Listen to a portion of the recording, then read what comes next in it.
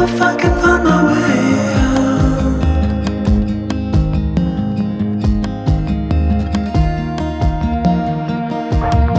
आज मेरा डे 18 है। Hey my people, Radhe Radhe. मैं हूँ लक्ष्मी, आपके एस्पिरेंट लक्षु, और मैंने इस 120 डेज़ के जर्नी में 17 डेज़ पूरा कर लिया है और आज 18 है। मैं रोज़ की तरह सबसे पहले प्रिपेयर कर लेती हूँ अपना टू डू लिस्ट।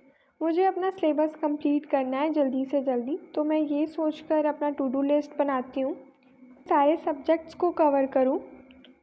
तो मैंने मैथ्स, इंग्लिश, रीजनिंग और जीएस को रेगुलर बेसिस पे टाइम दे पाऊँ ऐसा। आज मैंने जीएस में ज्योग्राफी और बायोलॉजी को रखा था, बाकी मैथ्स, रीजनिंग और इंग्लिश तो करनी ही है।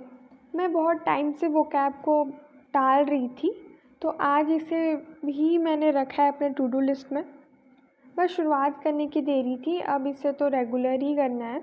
आज डे 18 है, तो अब तक अगर रोज़ 10 भी करती तो 180 तो हो ही जाते, पर कोई बात नहीं, अब रेगुलर 20 वर्ड्स याद करूँगी जब तक एटलीस्ट इसकी 18 डेज़ की बैकलॉग ख़त्म ना हो जाए। तो मैंने अपनी आज की पढ़ाई मैथ्स से शुरू किया। मैथ्स का लेक्चर 20 निकाल लिया कैलकुलेशन कैप्सूल का। इसके 6 लेक्चर्स ही बचे हैं, तो 6 दिन में तो कंप्लीट हो जाएगा।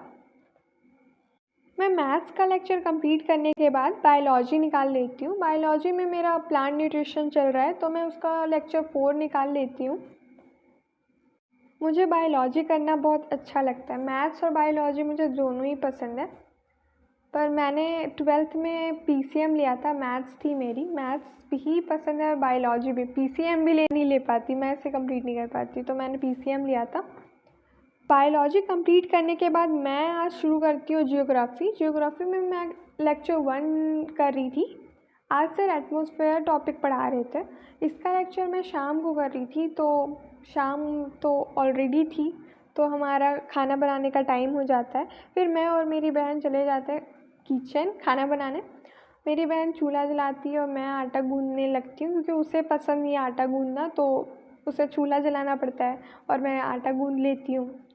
उसके बाद हमारे बारी में केले का पेड़ है, तो ये केले गिर गए थे, तो छोटी सी ले आती है। आज हमने डिसाइड किया था कि हम बनाएंगे आलू चॉप, तो छोटी आलू धो रही है। फिर चूल्हा तो जल रहा है, तो हम कुकर में पहले तो आलू डाल देंगे, फिर माँ इसे काट लेती है।